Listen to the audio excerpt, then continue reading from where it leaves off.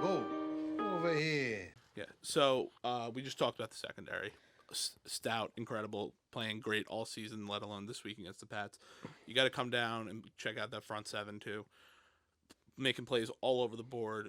You had Quincy Williams with 7 tackles, 2 tackles for loss with those 7. Quinnen 5 tackles, a sack, and speaking of sacks, 6 in total for the Jets today. And those totals, you got Quinnen, Carl Lawson had a sack, Franklin Myers, who I'm going to talk about in a sec here. Nathan Shepard got one. Martin got one. They were all over the field. The entire defense played a part in that game. What? Clemens get a sack or no? No, he didn't get a sack. The Jets' front seven has just been incredible. The linebackers have been amazing. C.J. Mosley, again, kind of like with buying in with that defensive culture with Robert Saleh, he is all fucking in. I mean, He's been great. here for a minute. Yeah, He's been here for the lows. I was there for his first start with the Jets, him and Le'Veon, of course. But he played great then that game, and he was out the whole season after week 1.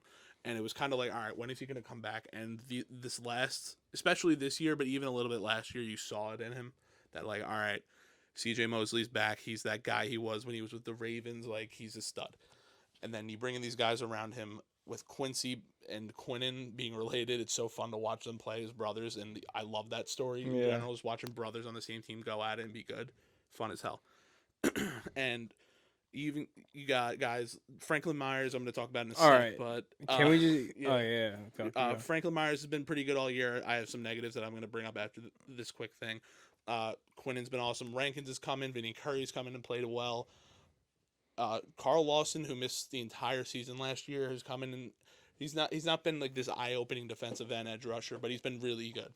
I would say depth. Depth is a word to describe your front, bro. You guys got some serious depth. We do have serious depth.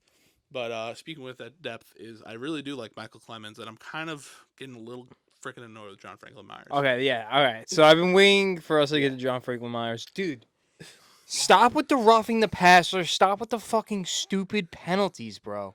You're just watching the quarterback throw the ball away, and then you're just scruffing him up for no reason and costing the team fucking points at this point. Yeah, no, it's the perfect way to put it, because he's coming in and we're making plays on the defensive end and we're playing great and we're getting a stop on this drive and all of a sudden it's 3rd and 12 and they go for a deep pass and it's deflected or thrown out of bounds. It was a pick today, whatever. right, that he called? Oh, yeah, yes. But like, dude, got John he needs Myers to as the understand that quarterback. his mere presence, the sound of his footsteps is enough to cause that pick. Yeah, agreed. And It causes pressure and mentally.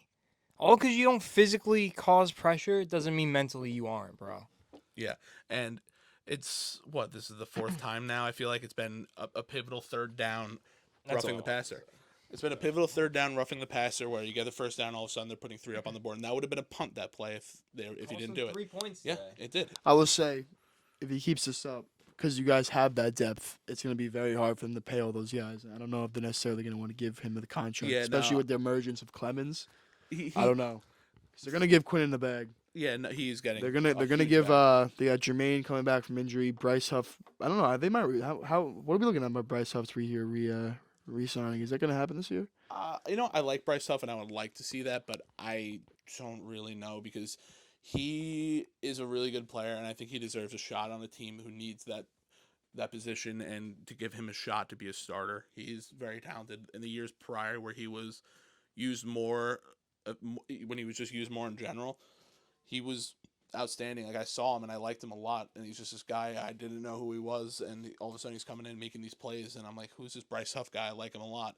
And then you bring in all these other guys who are getting the chance, and you don't see him as much, but he's out there making plays. Like today, he had a deflected pass that led to the pick, like I spoke about earlier. And he's been great.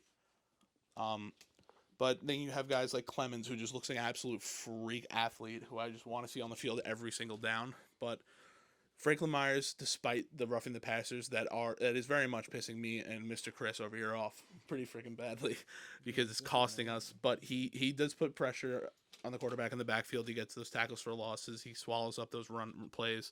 He's been good. He's just got to work on that discipline and just making the right call. Listen, if you're hitting him and the ball is just left his hands a split second before and they call roughing the passer, that's the NFL's rule being dumb, and I agree with that.